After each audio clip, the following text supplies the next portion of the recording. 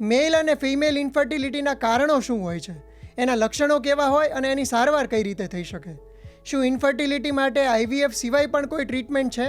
ઇન્ફર્ટિલિટીની સારવારમાં કયા પ્રકારના રિપોર્ટ્સ કરાવવા જોઈએ અને એની નોર્મલ વેલ્યુઝ કેવી હોય? આ તમામ પ્રશ્નોના જવાબ એ આજના એપિસોડમાં તમને મળી જશે. ગુજરાત સમાચારના ડિજિટલ પ્લેટફોર્મ્સ પર હું છું મયુર અને ચેટ તબીબીના આજના એપિસોડમાં આપણી સાથે છે special guest doctor Mukesh Bhavishi.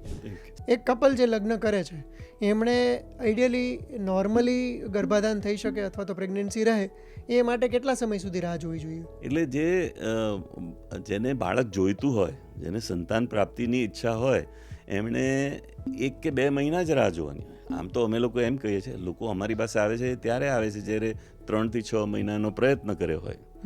જુઓ, દર મહિને 1 ચાન્સ હોય છે બાળક રહેવાનો, બરાબર છે? એટલે આ પણ એક વિડંબના છે, આ એક વિચિત્રતા છે. એ સમજવાની જરૂર છે કે સ્ત્રીમાં 1 જ બીજની જરૂર છે બાળક થવા માટે અને પુરુષમાં 60 કરોડ શુક્રાણુની જરૂર છે. પુરુષ છે ત્યારે એનું વીર્યસ્ખલન થાય, વીર્ય બહાર આવે છે તો એની અંદર 6 કરોડથી 30 કરોડ જેટલા શુક્રાણુ હોય છે. એ બધા ગતિ કરીને એ 1 જ બીજની તરફ જાય છે અને 1 જ બીજને 1 જ શુક્રાણુ ફલન કરે, બાકીના બધા વેસ્ટ જાય છે, બરાબર છે? તો આ એક ઇમ્બેલેન્સ છે. પણ હવે કુદરતે એમાં કંઈક વિચાર્યું હશે જે અમને સમજ નથી, અથવા આ વિશ્વને સમજ નથી એની, પણ એ વસ્તુ છે જ. તો એની અંદર એ વસ્તુની એને ધ્યાનમાં રાખવાનું છે. એવી રીતે એ લોકોએ કુદરતી રીતે જ મોટાભાગના લોકોને ગર્ભાધાન થાય છે. હું તમને મયુરભાઈ એવું કહેવા માગું છું કે અમે એમની તપાસ કરીએ તો એમાં 25% લોકોને તમે એમ કહીએ છીએ કે તમારા બધા રિપોર્ટ સારા છે, તમે કોઈ પણ ડૉક્ટરની જરૂર નથી, તમે ઘરમેળે તમને પ્રેગ્નન્સી રહી શકશે, અને એ લોકોને રહે છે. અમે લોકોએ નવી ટેકનિક શોધી છે જેમાં અનએક્સપ્લેન્ડ ઇન્ફર્ટિલિટી, એટલે બધા રિપોર્ટ્સ નોર્મલ આવે છે. હવે શું કરવાનું? તો લોકો કંટાળી જાય કે એક તો અમે આટલા પૈસા ખર્ચીએ છીએ, ડૉક્ટર કે 4 ડૉક્ટરને બતાવ્યું કે તેટલા અમે રિપોર્ટ્સ કરાવીએ છીએ, બધા રિપોર્ટ નોર્મલ છે, ડૉક્ટર પોતે પણ કહે છે કે આ રિપોર્ટ નોર્મલ છે, તો બાળક કેમ રહેતું નથી? તો એનો જવાબ એ છે કે જેટલા આજના સમયમાં ટેસ્ટ છે એ મુજબ બધા નોર્મલ છે, પણ બીજા અમુક ટેસ્ટ હજી ઇન્વેન્ટ થયા નથી. એટલે એ ટેસ્ટ કરાવ એ વગર, એટલે ત્યાં સુધી એમને એક એવું ગ્રુપ એમને ગણવામાં આવે છે, એને કહેવાય છે અનએક્સપ્લેન્ડ ઇન્ફર્ટિલિટી.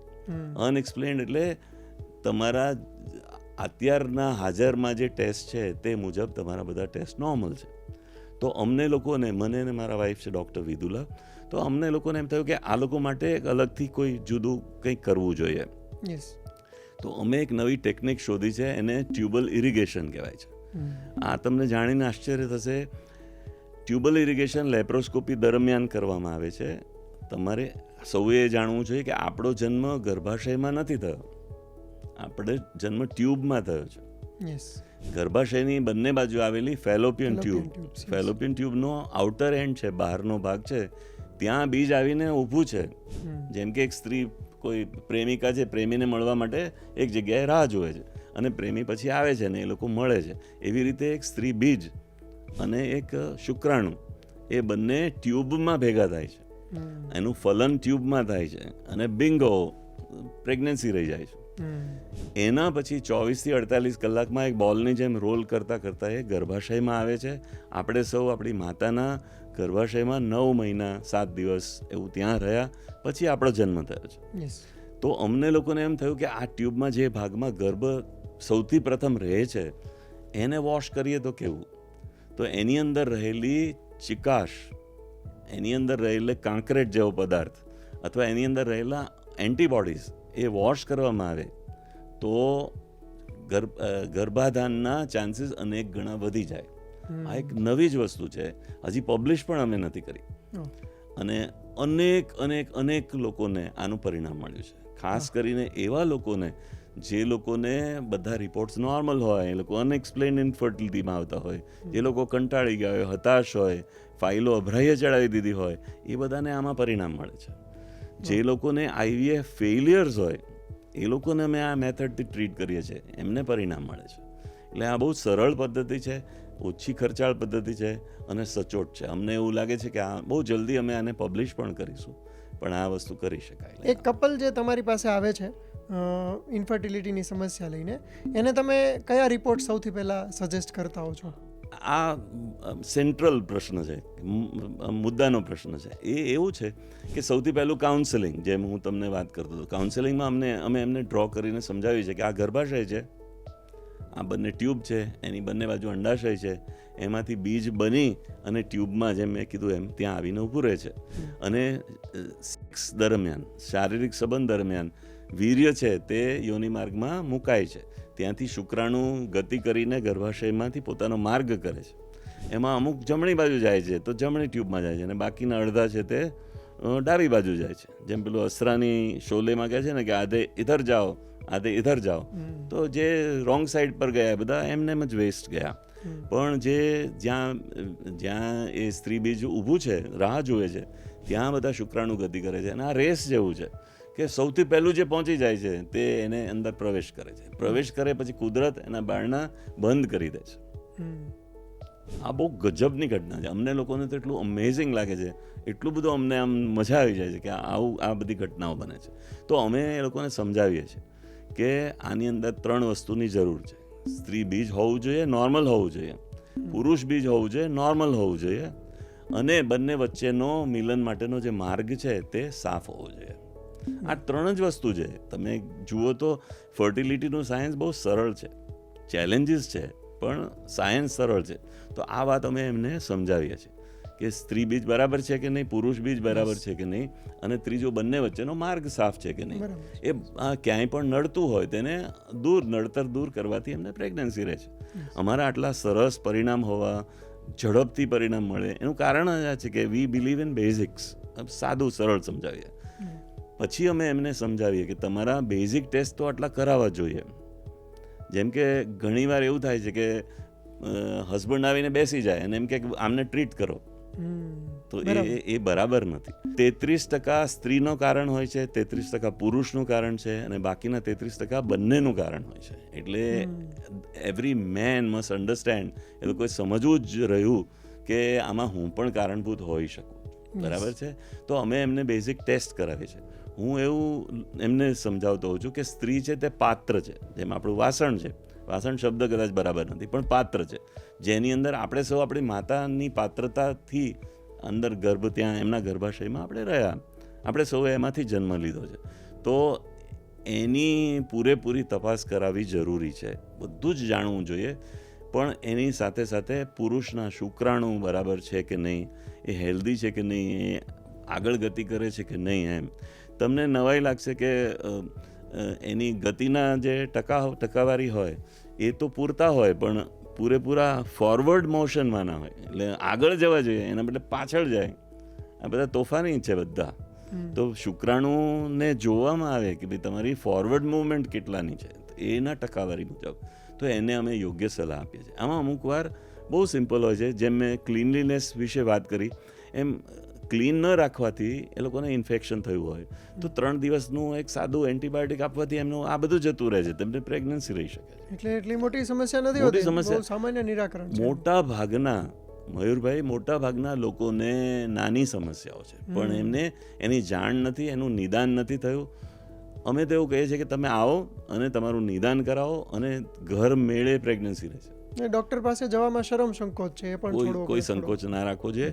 અને અમે તો એવું માનીએ છીએ કે હું ને વિદુલા એવું માનીએ છીએ કે જ્યારે બાળકનો જન્મ થાય છે ત્યારે એમને જેટલી ખુશી થાય છે એટલી જ અમને ખુશી થાય છે. અમે we are like third parents, second set of parents, કે ભાઈ અમારા ટેકનિક્સથી એમને બાળક રહ્યું તો કેવું સરસ, અમને ખૂબ આનંદ થાય. એટલે એના બેઝિક ટેસ્ટ અમે કરાવીએ, સ્ત્રીના પુરુષના બંનેના ટેસ્ટ કરાવીએ, અને ટેસ્ટ પરથી એના રિપોર્ટ્સને એમને એની સમજણ આપીએ. બેઝિક વસ્તુ સમજણ જ છે. સમજણમાં જે ગેરસમજ દૂર કરવાથી ઘણા બધાને પ્રેગ્નન્સી રહે. સર, આપણા સમાજમાં એક ટેબુ પણ છે કે પુરુષોને આમ થોડીક અહંકારની વાત થઈ જાય કે મારી અંદર કોઈ સમસ્યા નહીં હોય, મારી કોઈ તકલીફ નહીં હોય, એટલે મહિલાઓને વધારે આમાં લોકો જવાબદાર માને છે. આ વાતને લઈને તમારું શું માનવું છે? આ બહુ જ મહત્વનો પ્રશ્ન છે કે અમે લોકો બંને જણાને જ્યારે કાઉન્સેલ કરીએ, સાથે બીજા સગા પણ આવ્યા હોય, ત્યારે ઘણા બધા પુરુષોને એક વર્ટ હોય અથવા એક જેને તમે ઈગો કીધું, તો એવું હોય કે ભાઈ હું તો આઈ એમ ઓલ રાઈટ, મારે તો વીર્ય બહાર આવે છે એટલે બધે પુરુષ તરીકે મારું તો બધું બરાબર છે એમ. એટલે એ ગેરસમજ છે. વીર્ય બહાર આવવું, તો વીર્ય એ શુક્રાણુ નથી, વીર્ય એ પ્રવાહી છે જે બહાર આવી શકે છે. માસ્ટરબેશનથી આવે તો સેક્સ દરમિયાન આવી શકે, પણ એ વીર્યની અંદર રહેલા શુક્રાણુ છે નથી, ડિફેક્ટિવ છે, એ બધું જાણવું જરૂરી છે. તો એવું જ્યારે અમે પુરુષોને સમજાવીએ છીએ ત્યારે એમને ખ્યાલ આવે છે. એમનું માત્ર પેલું જે પેટ્રિયાર્કલ સોસાયટી છે એટલા માટે, પુરુષ પ્રધાન સમાજ છે એટલા માટે જ નહીં, પણ એમને એવી સમજ છે કે મારું તો વીર્ય બહાર આવે જ છે ને, વીર્ય છે એટલે બાળક તો થઈ જ જાય ને, એમ તો મારે ક્યાં આમાં બીજી તપાસ કરાવવાની જરૂર છે.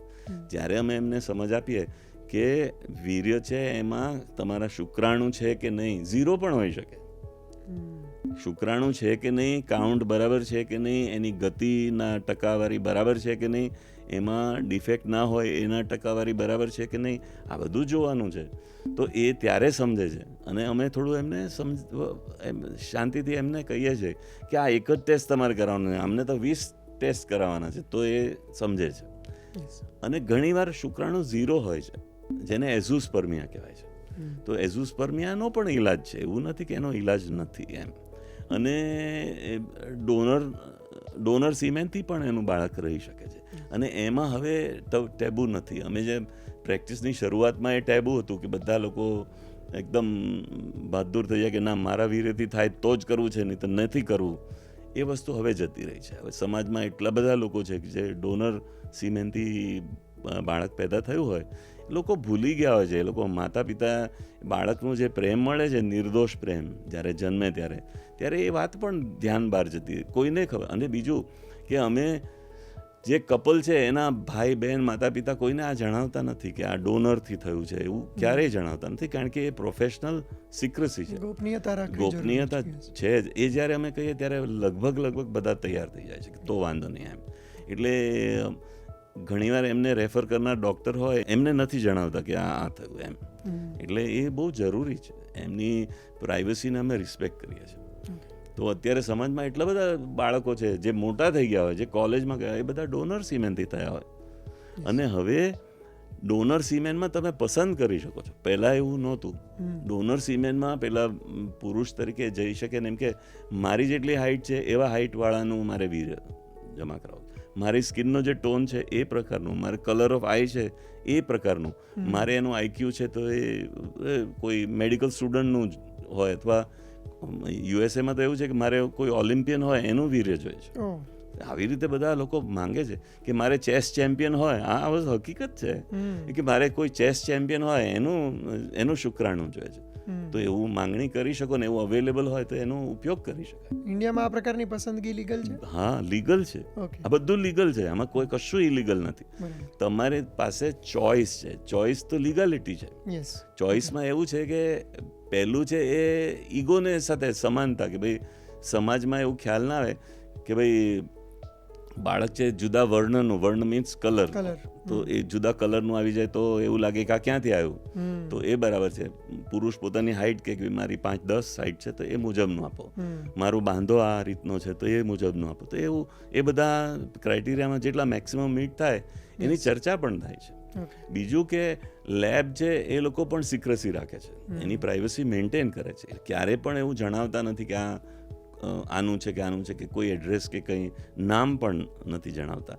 અને જે વીર્યના દાતા છે એને પણ એવું નથી જણાવતા કે આ ક્યાં ગયું. એટલે બંને તરફથી એની ગોપનીયતાનું રિસ્પેક્ટ કરવામાં આવે છે.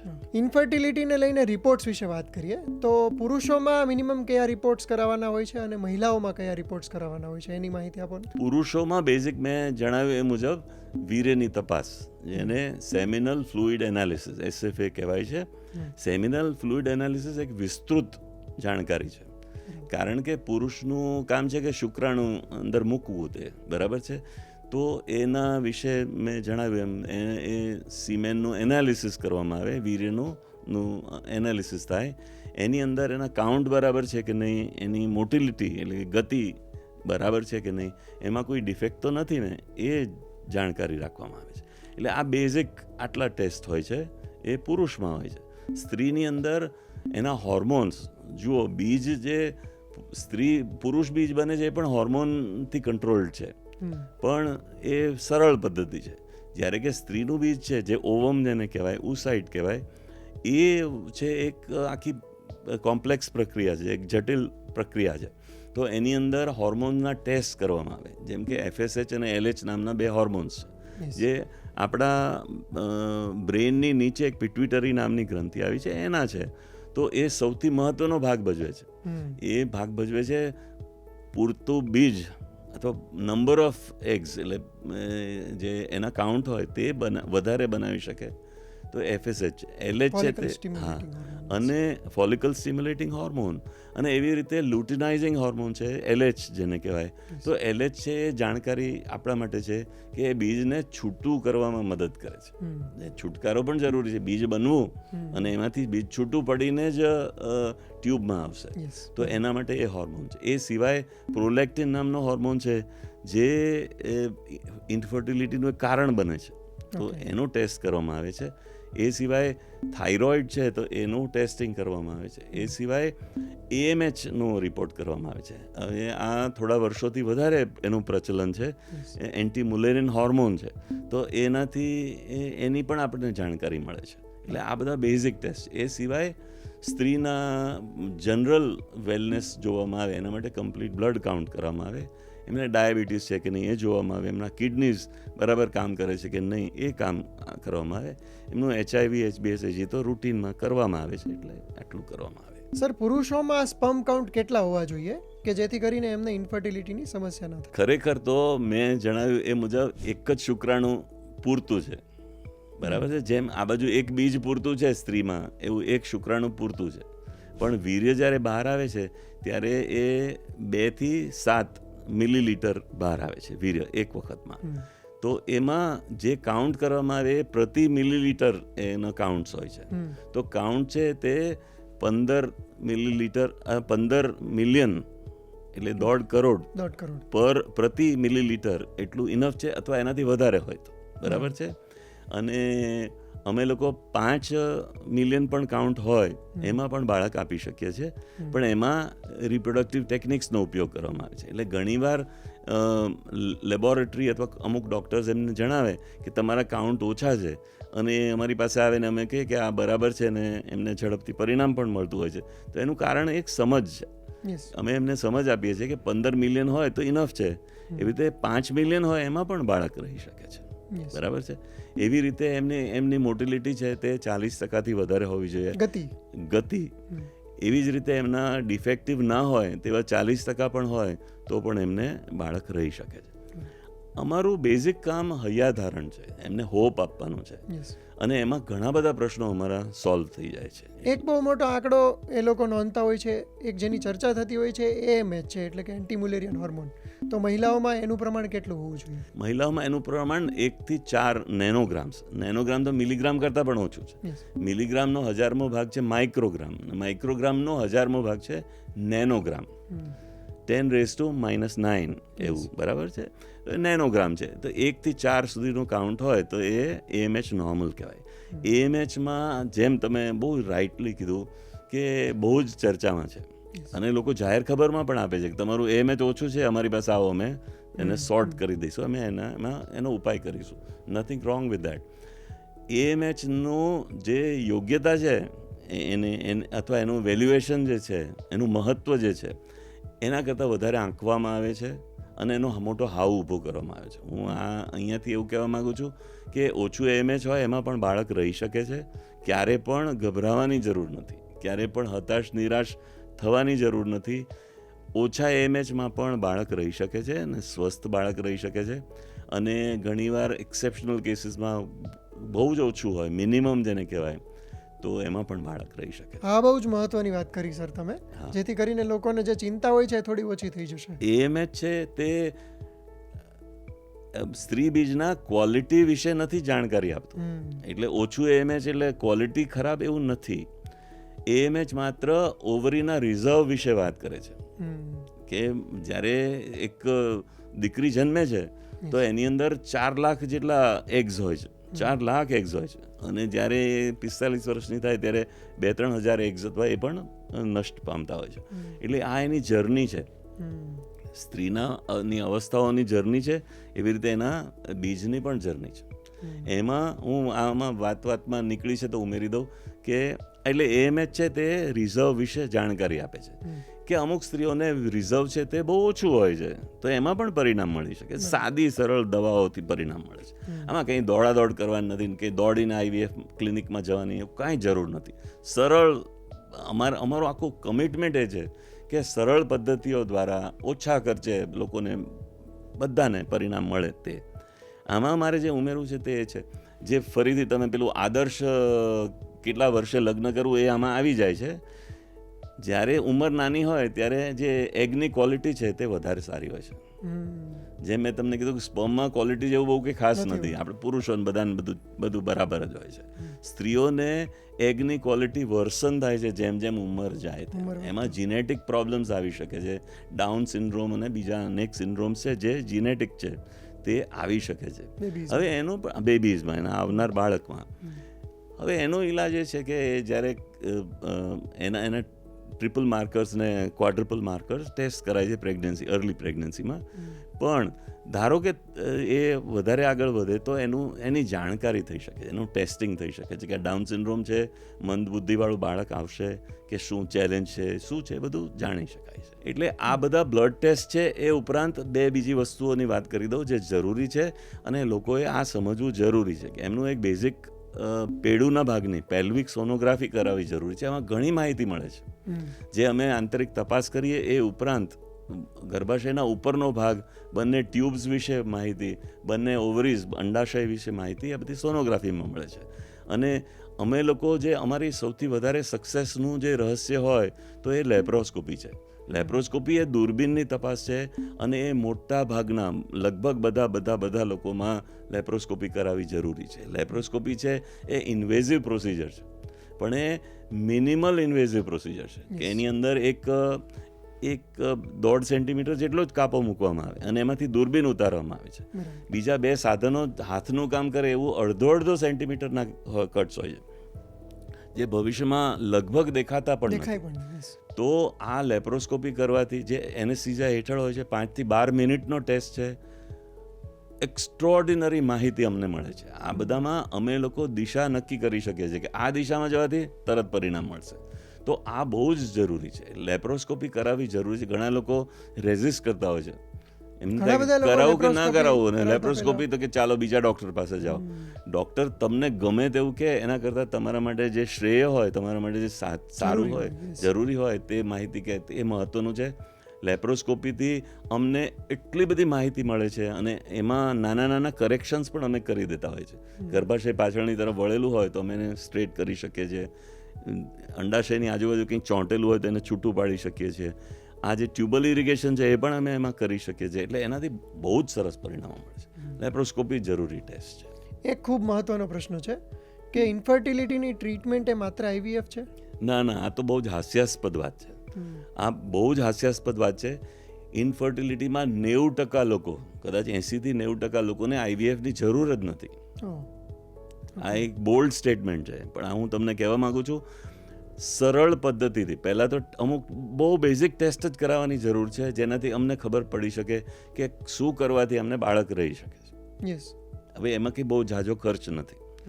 એના પછી એમને આ બધું કરી દીધું, એમના બ્લડ ટેસ્ટ થઈ ગયા, એમનું સોનોગ્રાફી થઈ ગઈ, વીર્યની તપાસ થઈ ગઈ, લેપ્રોસ્કોપી થઈ ગઈ. એટલે અમારી પાસે એકદમ એક સાથે એગ્રેસિવલી અમારો અપ્રોચ છે, એનું નામ છે એગ્રેસિવ ઇનિશિયલ અપ્રોચ. એટલે પહેલી વાર આવો ત્યારે બધા ટેસ્ટ થઈ જાય તો તમને ઝડપથી પરિણામ મળી શકે છે. એટલે ઘણી બધી ટેકનિક્સ પણ હોય છે. ફોર એક્ઝામ્પલ IUI છે, તો એની માહિતી આપો થોડી. જુઓ, IUI એવી પદ્ધતિ છે કે જેની અંદર વીર્ય છે તેના કાઉન્ટ ઓછા હોય. જેમ મેં કીધું કે શુક્રાણુના કાઉન્ટ ઓછા છે ખરા, પણ ઓછા છે. તો એની ડેન્સિટી કહેવાય. તો ડેન્સિટી પૂરતી ના હોય તો એ વીર્ય ઉપર ગતિ નથી કરી શકતું, અથવા ઓછા પ્રમાણમાં હોય તો એ નથી મળતું. આમ આપણે વાત કરીએ છીએ કે એક જ શુક્રાણુની જરૂર છે અને એક જ બીજની જરૂર છે, પણ એક બીજ છે કે સ્ત્રી બીજ સુધી પહોંચે એના માટે એની ડેન્સિટી જરૂરી છે. એ ડેન્સિટી માટે ઓછું હોય તો એને IUI કરવામાં. IUI એટલે ઇન્ટ્રા યુટ્રાઇન ઇન્સેમિનેશન. એટલે એક પાતળી પ્લાસ્ટિકની નળી મેડિકલ હોય ઇક્વિપમેન્ટ, તો એના દ્વારા બિલકુલ દુખાવો ના થાય, કોઈ એનેસ્થીઝિયા વગર એને અંદર મૂકી શકાય અને એની અંદર એના જ હસબન્ડનું વોશ કરેલું સિમેન જે હોય તે અંદર મૂકવાથી બહુ જ સરસ પરિણામો મળે છે. એક આઈવીએફને લઈને ઘણા બધા લોકોને ચિંતા હોય છે કે એના કોમ્પ્લિકેશન્સ બહુ વધારે હોય છે. આ વાત સાચી છે? આઈવીએફ છે તે એક સરસ ઇન્વેન્શન છે. આઈવીએફ એટલે જે ગર્ભાધાન સ્ત્રીના શરીરની અંદર થવાનું હોય એના બદલે એક લેબોરેટરીમાં એક ડિશમાં પહેલાં એવું કહેવાતું કે ટેસ્ટ ટ્યુબની અંદર, એટલે ટેસ્ટ ટ્યુબ બેબી કહેવાતું. ટેસ્ટ ટ્યુબની અંદર નથી હોતું, પેટ્રી ડિશમાં હોય છે, પણ તોય નામ એનું ટેસ્ટ ટ્યુબ બેબી રાખીએ એમાં કંઈ ખોટું નથી. એની અંદર પુરુષનું વીર્ય એટલે શુક્રાણુ અને સ્ત્રીનું બીજ એ ભેગા કરવામાં આવે અને એકથી વધારે એમ્બ્રિયોઝ બને, ભ્રૂણ જેને કહેવાય, એ બને અને એને 5 થી 6 દિવસ પછી એને લઈ અને એને સ્ત્રીના શરીરમાં ગર્ભાશયમાં એનું આરોપણ કરવામાં આવે. એનાથી એ રહે, એને આઈવીએફ કહેવાય. હવે એની અંદર જે હોર્મોન્સ આપવામાં આવે છે એની આડઅસરો છે, ઘણી બધી આડઅસરો છે. એમાં જે પ્રોસિજર્સ છે એ ઘણા પેઇનફુલ પણ અમુક વાર હોઈ શકે છે અને એમાં અમુક વાર જે હોર્મોન્સ આપવામાં આવે તો એમાં સ્ટિમ્યુલેટ કરવાના બદલે વધારે સ્ટિમ્યુલેટ થઈ જાય, એટલે હાઇપર સ્ટિમ્યુલેશન સિન્ડ્રોમ કરીને છે, એ પણ થઈ શકે છે. દરેક વસ્તુના ઈલાજ છે, કોમ્પ્લિકેશન્સ તો થઈ શકે, પણ જ્યારે આપણે ત્રાજવામાં તોડીએ તો એ કરી શકાય. પણ આઈવીએફનો બિનજરૂરી ઉપયોગની સામે મારો વિરોધ છે કે ઘણીવાર આપણને આપણી પર દબાણ હોય કે ના હવે ઝડપથી પરિણામ લાવો, એટલે જેમ તમે ટાયરમાં પંચર થાય તો પંચર રિપેર કરવાના બદલે આખું ટાયર જ બદલી નાખો તો કેવું લાગે આપણને? તો આપણને એ વિચિત્ર લાગે છે, તો અમને પણ આ આટલું જ વિચિત્ર લાગે છે કે જે સરળ પદ્ધતિથી જો બાળક રહી શકતું હોય તો શા માટે આપણે ખર્ચાળ પદ્ધતિઓ કરવી? નથિંગ અગેન્સ્ટ આઈવીએફ ક્લિનિક્સ, કે બધું બરાબર છે, તો એક નવી ને સરસ શોધ છે, તો એનું કંઈ ખોટું નથી, પણ એનો વિવેકપૂર્ણ ઉપયોગ કરવો જરૂરી છે અને એ જનરલ સામાન્ય જનતાને આની માહિતી હોવી જોઈએ કે તમે સ્ટેપ વાઇઝ જાઓ. તમને આઈવીએફ સિવાયની જે મેં તમને ટ્યુબલ ઇરિગેશન કીધું એમાં પણ ઝડપથી પરિણામ મળે છે, તો જો માત્ર ઝડપથી પરિણામ લાવવા માટે કરવાનું હોય તો એના માટે આ બધી આડઅસરોમાંથી, ઇન્જેક્શનોમાંથી અને બધામાંથી પસાર ન થવું હોય તો આ પણ કરી શકાય છે, ચોઇસ કરવાનું છે. તમે જે રીતે કહ્યું ને એમ આઈવીએફ એક મોંઘી ટ્રીટમેન્ટ માનવામાં આવે છે અને અમુક ક્લાસના લોકોને જે પરવડે એવી પણ માન્યતા છે, તો એની પાછળનું કારણ શું છે અને એનું કોઈ સોલ્યુશન ખરું? એટલે આઈવીએફ નવી પદ્ધતિ છે, હવે બહુ નવી નથી રહી, કારણ કે જે પહેલી ટેસ્ટ ટ્યુબ બેબી જન્મી હતી એને પણ 50 વર્ષ પૂરા થઈ ગયા અને એ મારી ફેસબુક ફ્રેન્ડ પણ છે અત્યારે. એ બરાબર છે, પણ ટેસ્ટ ટ્યુબ બેબીની પદ્ધતિ ઉત્તરોત્તર એનો વિકાસ થયો. એની અંદર ઘણા બધા મોંઘા હોર્મોન્સ વાપરવામાં આવે છે, ટેસ્ટિંગ વારંવાર કરવામાં આવે તો એનો ખર્ચ વધી જાય છે અને એ સરસ પદ્ધતિ છે એટલે એનો અમુક ખર્ચ પણ લોકો લેતા હોય છે. સરકાર એના માટે કંઈ કરી શકે, ખર્ચ ઘટાડવા માટે કે કોઈને મદદ કરવા માટે? એવું નથી, દરેક ઘણી બધી જનરલ હોસ્પિટલો છે જે ત્યાં મારા જાણવા મુજબ તો ફ્રી ટ્રીટમેન્ટ થઈ શકે છે, એટલે એ લોકો એમાં જઈ શકે, એમાં કંઈ ખોટું નથી. પણ મારું તો હજી તમે મારી વાત સમજો કે આઈવીએફની બધાને જરૂર જ નથી. મોટા ભાગના લોકોને આઈવીએફમાં દોડે છે તેના માટે ત્યાં જવાની જરૂર નથી. સરળ પદ્ધતિઓ છે જ જેનાથી બાળક રહી શકે, તો પહેલાં તો એ જ કરવી જોઈએ. ઘણીવાર લોકોને એમ લાગે છે કે આપણે 35 વર્ષ થઈ ગયા તો આપણે ટ્રીટમેન્ટ હવે દોડાદોડ કરીએ, આપણે ઇનફ કમાઈએ છીએ તો આઈવીએફ કરાવીએ, એ એક અભિગમ છે. પણ આની અંદર તમે 42 વર્ષે પણ સરળ પદ્ધતિથી તમને પ્રેગ્નન્સી રહી શકતી હોય તો આપણે ઉતાવળ કરવાની કોઈ જરૂર નથી. સરળ પદ્ધતિમાં જાઓ જે ઇઝી છે, બરાબર છે. ઇન્ફર્ટિલિટીની ટ્રીટમેન્ટમાં હવે નવું શું છે, એટલે લેટેસ્ટ ઇન્વેન્શન કોઈ થયા હોય, ક્યાંક એઆઈનો કે ટેકનોલોજીનો ઉપયોગ લેવામાં આવતો હોય, એવું ખરું? 2 વસ્તુની વાત કરીશ મેઇનલી. એક તો મેં ટ્યુબલ ઇરિગેશન કીધું કે ભાઈ અમે લોકો એવું માનીએ છીએ, એક અમારી હાઇપોથેસિસ છે કે ટ્યુબનો બહારનો ભાગ જે છે, ફેલોપિયન ટ્યુબનો બહારનો ભાગ, એને સલાઈનથી વોશ કરવાથી, એક સાધન દ્વારા, લેપ્રોસ્કોપી દ્વારા એને વોશ કરવાથી અદ્ભુત પરિણામો મળે છે. એક વસ્તુ આ છે. બીજી વસ્તુ છે એને પીઆરપી કહેવાય છે. પીઆરપી એટલે પ્લેટલેટ રિચ પ્લાઝમા, જે બીજા ઘણી બધી બીજા મેડિકલ સાયન્સમાં વપરાય છે. પીઆરપી એટલે સ્ત્રીનું પોતાનું જ બ્લડ બહાર લઈ લેવાનું અને એને સેન્ટ્રીફ્યુગેશન કરી અને એમાંથી પ્લાઝમા બહાર લાવવાનું અને એ પ્લાઝમાની અંદર માત્ર પ્લેટલેટ્સ રહે એવું પ્લાઝમા રાખી, એટલે પ્લેટલેટ્સનો જથ્થો એને સિરિંજમાં લઈ અને ઓવરીમાં એને ઇન્જેક્ટ કરવામાં આવે. આ બહુ સરસ વસ્તુ છે. એને ઇન્જેક્ટ કરવામાં આવે તો ઓવરીનું રિજુવિનેશન થાય છે. ઓવરી છે તે બીજ બનાવતી બંધ થઈ ગઈ હોય, ઓછા બીજ હોય, એએમએચ ઓછું હોય, જેને આપણે એએમએચની વાત કરી, એએમએચ ઓછું હોય તો એ બીજ બનાવતી બંધ થઈ ગઈ હોય, સ્લો ડાઉન થઈ ગઈ હોય, અથવા અન્ય બીજા કારણો હોય જે ઓવરી, જેને કંઈ આપણે ઢીલી પડી ગઈ કે કામ કરતી ઓછી થઈ ગઈ હોય, એની અંદર પ્લેટલેટ રિચ પ્લાઝમા ઇન્જેક્ટ કરવાથી ઘણા સરસ પરિણામો મળે છે. આ તદ્દન નવું એક્સપેરિમેન્ટ છે, પણ એ સફળ છે. સર, મોડર્ન સમયમાં એગ ફ્રીઝિંગનો કોન્સેપ્ટ અત્યારે ખૂબ પ્રચલિત છે, એના વિશે માહિતી આપો ને. આ એક બીજી માહિતી છે જે બધાને જાણકારી હોવી જોઈએ, ખાસ કરીને વર્કિંગ વિમેન, જે લોકો એમ્બિશિયસ છે, કરિયર ઓરિએન્ટેડ છે, ને કેમ નહીં હોવું જ જોઈએ. તો એ લોકો મોડા લગ્ન કરે અથવા લગ્ન કરી લે પણ એમને બાળકનું પ્લાનિંગ મોડું હોય કે ભાઈ અમારે થોડું હજી આગળ વધવું છે અમારા કરિયરમાં ને વગેરે. તો એ લોકોના માટે એક નવી ફેસિલિટી છે, અને હવે બહુ નવી ન કહેવાય, એ એગ ફ્રીઝિંગ છે. એટલે જેમ મેં અગાઉ કીધું તેમ સ્ત્રીની ઉંમર જેમ વધતી જાય તેમ એના સ્ત્રી બીજની અંદર ડિફેક્ટ્સ આવી શકે છે, એની અંદર જીનેટિક પ્રોબ્લેમ્સ આવી શકે છે, એની અંદર અમુક સિન્ડ્રોમ્સ થઈ શકે છે જેના ટેસ્ટિંગ છે. પણ એવું શા માટે? તો એ પોતાની વીસીમાં હોય, 20s હોય, ત્યારે જો બહુ જ વિવેકપૂર્વક પોતાના એગ્સ છે તે રિટ્રીવ કરે, એટલે એના શરીરમાંથી એગ્સ બહાર લાવવામાં આવે અને એને ફ્રીઝ કરવામાં આવે. ફ્રીઝ કરવાનું એટલે લિક્વિડ નાઇટ્રોજનના સિલિન્ડર્સ હોય, એની અંદર પેલેટ્સમાં સ્ત્રી બીજ મૂકવામાં આવે, -196 શૂન્ય કરતાં 196 નીચે લિક્વિડ નાઇટ્રોજનની અંદર એને રાખવામાં આવે તો એવું કહેવાય કે ફોર એવર રહી શકે. ફોર એવર શબ્દ છે આના માટે. એટલે એનો મતલબ એમ થયો કે એ ગમે ત્યારે એ બીજ એનો ઉપયોગ કરી શકે. અમે લોકો પહેલાં એવું ભણાવતા ને એનો આ વાતનો ઉપયોગ કરતા હતા કે પુરુષ બીજ છે, જે વીર્ય શુક્રાણુ છે, તેને ફ્રીઝ કરાવો, એને બેન્કિંગ, એને સ્પર્મ બેંક કહેતા હતા. એવા લોકો માટે છે જે અવકાશમાં ગયા. હવે અવકાશ યાત્રીઓ છે, પાછા આવશે કે નહીં નક્કી ના હોય, જેમાં આપણે હમણાં એક્ઝામ્પલ જોયું કે ભાઈ ફાઇનલી આવી ગયા. પણ જે પુરુષ અવકાશ યાત્રીઓ છે તે જતા હોય, અથવા જે લોકો એરફોર્સમાં હોય, જે લોકો આર્મીમાં હોય, જે લોકો એવા ડેન્જરસ પ્રોફેશનમાં હોય જ્યાંથી કદાચ પાછા આવે ન આવે, અને એના ફેમિલીને એવું છે કે નહીં બાળક તો આનું જ હોવું જોઈએ, તો એ પોતાના વીર્યને ફ્રીઝ કરતા હતા, એને બેન્કિંગ કરતા હતા. એવી રીતે પછીની પદ્ધતિ પ્રમાણે એગનું ફ્રીઝિંગ થયું. એગનું ફ્રીઝિંગ એટલે અંડાશયમાંથી બીજને હાર્વેસ્ટ કરવામાં આવે અને એ બધા બીજને બહાર લાવી સોનોગ્રાફીની મદદથી એક સોય દ્વારા એને બહાર કાઢવામાં આવે અને પછી એને પેલેટ્સમાં, એટલે નાની નાની ટ્યુબ્સની અંદર મૂકવામાં આવે અને એને એના નામ સાથે એને બધું કમ્પ્લીટ એનું આઈડેન્ટિફિકેશન એની ઉપર હોય અને એ ઈચ્છે ત્યારે એને બહાર લાવી શકે અને એનો ઉપયોગ કરી શકે. અને સાયન્સે, આપણી રિસર્ચે એવું પુરવાર કર્યું છે કે એનાથી કોઈ વધારાનું કોઈ ડેમેજ થતું નથી. બરાબર. So it is a very good thing. એટલે એ લોકો, and this is a new normal.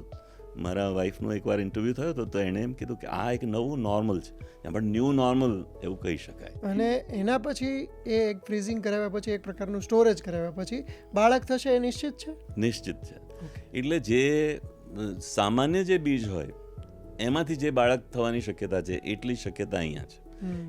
It is more like, પેલે સ્ત્રીની અંદર તો તમારે સોનોગ્રાફી કરાવવી પડે, એના પછી નક્કી કરવું પડે, અમુક દવાઓ આપવી પડે, ઇન્જેક્શનો આપવા પડે, પછી બીજને તમે એમાંથી બહાર લઈ શકો આઈવીએફ માટે. જુઓ, એગ ફ્રીઝિંગનો સાદો મતલબ છે કે પછી એને આઈવીએફ માટે જવું પડે. એ પછી એને ઘરમેળે કે કુદરતી કે અન્ય કોઈ પદ્ધતિઓ દ્વારા બાળક ના થઈ શકે. એવું જ એક એમ્બ્રિયો ફ્રીઝિંગ છે. એમ્બ્રિયો ફ્રીઝિંગ એટલે, હવે જુઓ, કોઈ સ્ત્રી છે એ હજી પરણી પણ નથી, એનો મુહૂર્તિયો હજી મળ્યો પણ નથી કે એને ગ્રૂમની તપાસમાં છે, પણ એને એમ થાય છે કે મારી ઉંમર વધતી જાય છે તો હું મારા એગ્સને ફ્રીઝ કરાવી શકું. આ એક અદ્ભુત વસ્તુ છે કે even before she has decided on a husband, એની પહેલાં પણ એ ફ્રીઝ કરાવી શકે છે.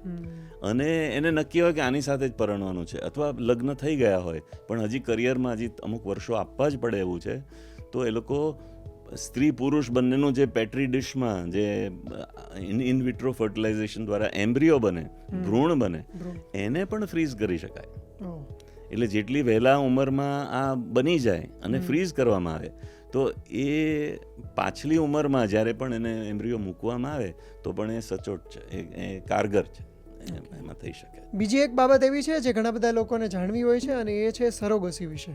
તો એના વિશે તમારું શું માનવું છે અને તમારા શું ઓબ્ઝર્વેશન્સ છે? સરોગસી એટલે એક ત્રીજું પાર્ટનર, જેમ સ્ત્રી ને પુરુષ બે પાર્ટનર થયા, એના બદલે સ્ત્રીના ગર્ભાશયમાં કંઈ ખામી છે, સ્ત્રીના ગર્ભાશય જ નથી, અંડાશય છે પણ ગર્ભાશય જ નથી, અથવા કોઈ અન્ય કારણથી એ કરિયર ઓરિએન્ટેડ છે ને એને પ્રેગ્નન્સી એનું પેટ મોટું લઈને જવું નથી ઓફિસમાં, જે કેટલા બધા કારણો છે, એ બધાની અંદર ભાડાનું ગર્ભાશય, જેને આપણે કહીએ ને કે એ ભાડેથી ગર્ભાશય યુટ્રસ લેવામાં આવે તેવું એનું નામ આપવામાં આવ્યું હતું, ઇન્ટુ ઇન્વર્ટેડ કોમાસ. એટલે એને સરોગસી કહેવાય. સરોગસીની અંદર હવે ભારતના નવા કાયદા મુજબ તમે ભાડે ન લઈ શકો, કોમર્શિયલ સરોગસીને બેન કરવામાં આવી છે. તો એ સરોગસી છે તેની અંદર એક સ્ત્રીનો ઉપયોગ કરવામાં આવે, અને ઇન્ડિયામાં હવે તમારે એ સગા હોવા જરૂરી છે, બરાબર છે. તો એની અંદર એના ગર્ભાશયમાં એ ભ્રૂણ, જેની વાત કરીએ આપણે, કે જે મિસ્ટર એ છે જે હસબન્ડ છે, મિસિસ બી છે જે એને વાઈફ છે, તો એ બંનેનું ભ્રૂણ તો તૈયાર થઈ ગયું બહાર. એ ભ્રૂણને ગર્ભાશય ન હોવાથી અથવા ડિફેક્ટિવ હોવાથી પત્નીમાં ના મૂકી શકાય, તો એ ભ્રૂણને એક બીજાના યુટ્રસમાં મૂકી શકાય, બીજાના ગર્ભાશયમાં પ્રત્યારોપિત કરી શકાય, અને એની અંદર એ 9 મહિના રહે છે. એટલે આ કિસ્સામાં બીજ છે એ પુરુષનું અને પતિનું અને પત્નીનું બંનેનું છે, પુરુષ અને સ્ત્રીનું, માત્ર ગર્ભાશય એ ત્રીજી વ્યક્તિ. હા, એનો ફાયદો એ છે કે પેલામાં ગર્ભાશયમાં ડિફેક્ટ હોય, ગર્ભાશય હોય જ નહીં, ગર્ભાશયમાં ઇન્ફેક્શન છે, અથવા એને પોતાનું ગર્ભાશય વાપરવા દેવું નથી કે ભાઈ ના હું તો ઓફિસમાં જ કામ કરીશ, બરાબર છે, નવા પ્રણાલી પ્રમાણે આવું બધું કહી શકે, તો એ સરોગસી કરાવી શકે છે. એના નિયમો છે કે અમુક વર્ષનો પ્રયત્ન કર્યો હોવો જોઈએ, અમુક એના બધા નિયમો છે, એની ક્યારેક વાત કરીશું, પણ આ સરોગસી કરી શકાય. એમાં એક ગેરમાન્યતા છે, એ મારે આ માધ્યમથી કહેવી છે કે સરોગેટ મધર એટલે કે જે સ્ત્રીનો ઉપયોગ, જેના ગર્ભાશયનો ઉપયોગ કરવામાં આવે છે, એનું લોહી ક્યારે પણ આ બાળકમાં જતું નથી. બરાબર. આ બહુ મહત્વની વસ્તુ છે. એ એટલા માટે મહત્વનું છે કે ગર્ભાશયની બહાર જે લોહી ફરતું હોય, જે સર્ક્યુલેશનમાં હોય, એમાંનું એક ટીપું પણ બાળકની અંદર જતું નથી. એટલે માતાનું એકચ્યુઅલી કોઈ કનેક્શન, જે સરોગેટ મધર છે એનું એકચ્યુઅલી કોઈ કનેક્શન નથી. એ ખાલી ગર્ભાશયનો, આમ જેમ આપણે રૂમનો ઉપયોગ કરીએ ને પછી ગેસ્ટ તરીકે પાછા બહાર જતા રહીએ, તો એ રૂમ આપણો નથી, અથવા રૂમનો ઓનર છે એનું આપણે નથી એમ. તો એવી રીતે ગર્ભાશયની અંદર રહે છે અને સમય જતાં એને બહાર લઈ આવવામાં આવે છે. બાકી ઘણીવાર એવું થાય કે ભાઈ પહેલાંના સમયમાં એવું હતું કે ભાઈ અમુક ક્લાસના લોકો હોય એમનો સરોગેટ મધર તરીકે એમને અમુક પૈસા આપીને ઉપયોગ કરવામાં આવતો હતો. ત્યારે લોકો એવું વિચારતા હતા કે એનું લોહી તો કેવું હશે, અને એનું ગંદુ લોહી, આમ ગંદુ ઇન્ટુ ઇન્વર્ટેડ કોમર્સ, એ મારા બાળકમાં જશે. એવું સહેજ પણ નથી. ખરેખર તો મારું અને મારી માતાનું લોહી એ બંને કનેક્ટ ક્યારેય થયા જ નથી. એ આ વસ્તુ મહત્વની છે, સમજવા જેવી છે. એક બીજી વાત, જે તમે નાવીન્યની જે નોવેલ વાત કરવાની કીધી, તો એ આ એક નવું ઇન્વેન્શન છે અને જે આવી રહ્યું છે. એટલે હું તો આજે નહીં ને આવતીકાલની વાત કરવા માગું છું, અને એને એક્ટોજીનેસિસ કહેવાય છે.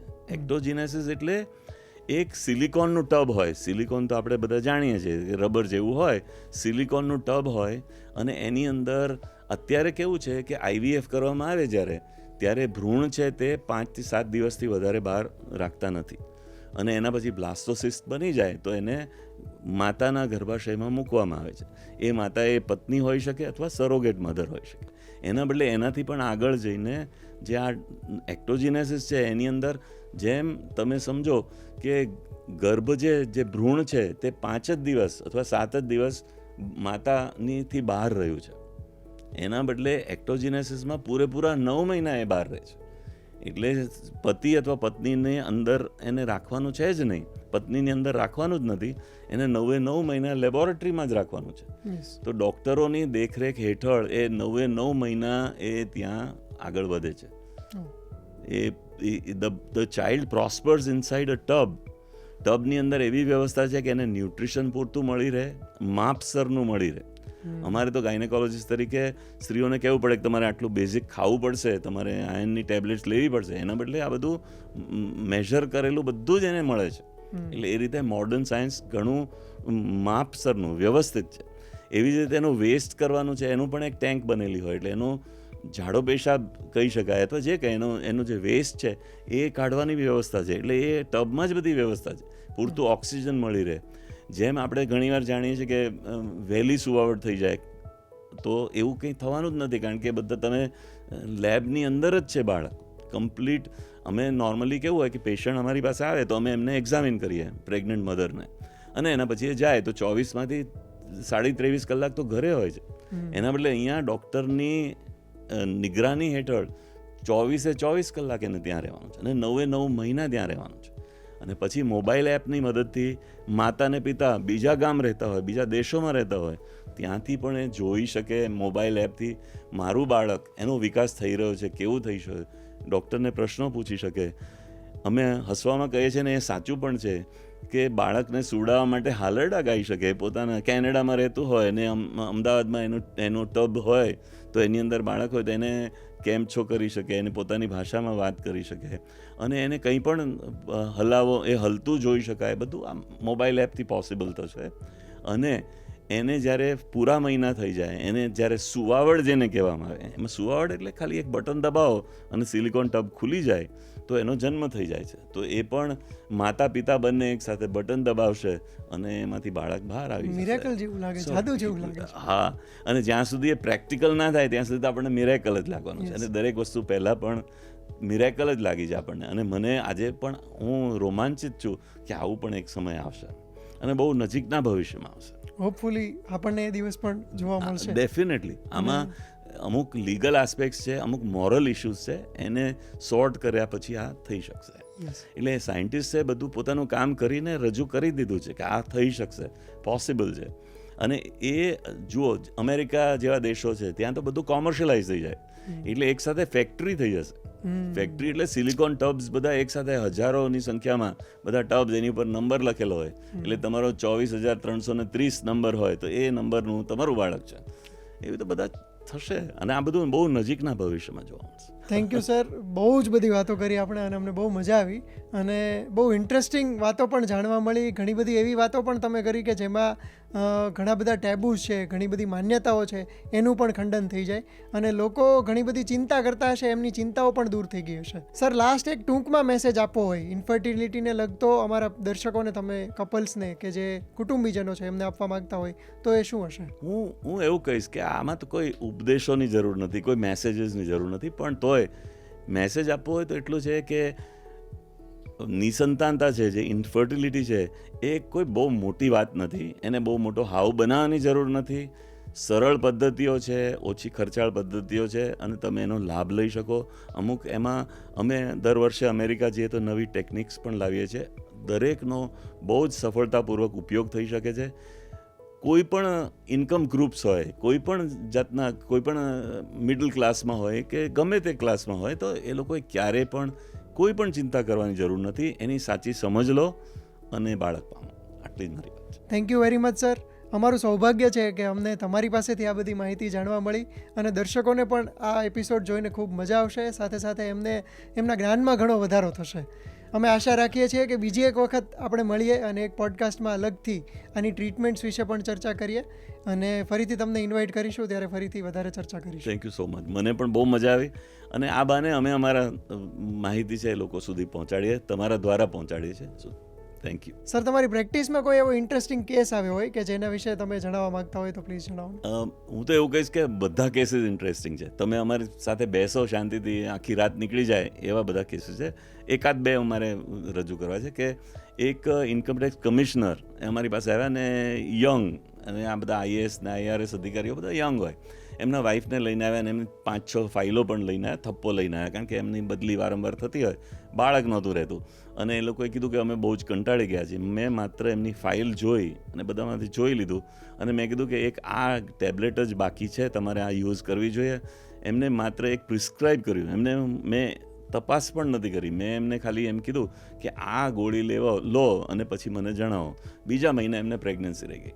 તો એમને થયું કે અહીંયા તો કોઈ મિરેકલ થયું, આ તો કોઈ ચમત્કાર છે. મેં કીધું આમાં ચમત્કાર નથી, આ બધું સાયન્ટિફિક છે, વૈજ્ઞાનિક મેથડ પ્રમાણે જાઓ તો ઝડપથી પરિણામ મળે છે. તો એમને થયું કે ના, આ તો એક કંઈ અહીંયા જાદુ થાય છે એમ. એવું કંઈ નથી, પણ આ એક કેસ છે. બીજો એક કેસ તમને કહું મયુરભાઈ, તો બોર્ડર સિક્યોરિટી ફોર્સ જે જવાનો આપણા દેશની સેવા કરે છે, તો BSFનો એક જવાન એટલે તો બહુ બેઝિક રેન્ક, નવો સવો જ હોય, એ આપણા બોર્ડર પર આપણી બોર્ડરની રક્ષા કરતો જવાન, એના કમાન્ડિંગ ઓફિસરે મને ફોન કર્યો. ભાઈ કાશ્મીરમાં હતા અને એમણે કીધું કે અમારો આ જવાન છે ને એમના લગ્ન થયાને ઘણો ટાઈમ થયો, તો એમને બાળક રહેતું નથી, તો શું તમે મદદ કરી શકો? મેં કીધું મદદ એટલે અહીંયા આવવું પડે. તો કે એમાં ચેલેન્જ એ છે કે એ કાશ્મીરમાં અહીંયા અમારી સાથે છે અને એના પત્ની આસામમાં છે. એટલે મેં કીધું તો આમે પ્રેગ્નન્સી ના રહી શકે. આ ત્યાં હોય તો પ્રેગ્નન્સી ક્યાંથી રહે? તો કે ના એવું નથી, એ લોકો મળે પણ છે અને તોય એમને પ્રેગ્નન્સી નથી રહેતી, તો તમે શું આમાં મદદ કરી? મેં કીધું તમે તાત્કાલિક આવો, તમારા અમે દેશના જવાનો માટે તમે કોઈ ચાર્જ પણ નથી લેતા, ક્યારે પણ નથી લેતા. તો અમે એમને બોલાવ્યા. આ બેન આસામથી આવ્યા, એમને 3 દિવસ લાગ્યા ત્યાંથી ટ્રેનમાં આવતા, અને આ જવાન પણ અહીંયા આવ્યા અને એમની બેઝિક તપાસ જે મેં વાત કરી એ બધી ટેસ્ટ કર્યા અને એમને રિએશ્યોર કર્યું. એમને બંનેને દવાઓની જરૂર હતી, એ દવા આપી અને એમને 1 મહિનાની અંદર એમને પ્રેગ્નન્સી રહી ગઈ. 1 મહિનામાં પ્રેગ્નન્સી રહી ગઈ પછી તો બંને પાર્ટી ખુશ થઈ ગયા. પેલામાં ત્યાં એના પિયરમાં બધા ખુશ થયા અને અહીંયા એના જવાનો, બધા મિત્રો હતા, એ બધા ખુશ થયા. અને એમણે જે વિડીયો શેર કર્યો એમાં બધા ડાન્સ કરતા હતા, જવાનો ઉજવણી કરતા, સેલિબ્રેટ કરતા. તો અમારા માટે આ બધી નાની પણ ખૂબ જ આનંદની વાતો છે કે જેમાં તમે પેલા આસામમાં રહેતા હોય, પેલા કાશ્મીરમાં હોય, પછી બંનેને આપણે લાવીએ અને બહુ બેઝિક ટેસ્ટ કરાવીએ, બહુ જ સાદા સરળ પદ્ધતિથી એમને પ્રેગ્નન્સી રહી શકે. આવા અસંખ્ય કિસ્સાઓ છે, પણ આજે આપણે આટલી જ વાત કરીએ.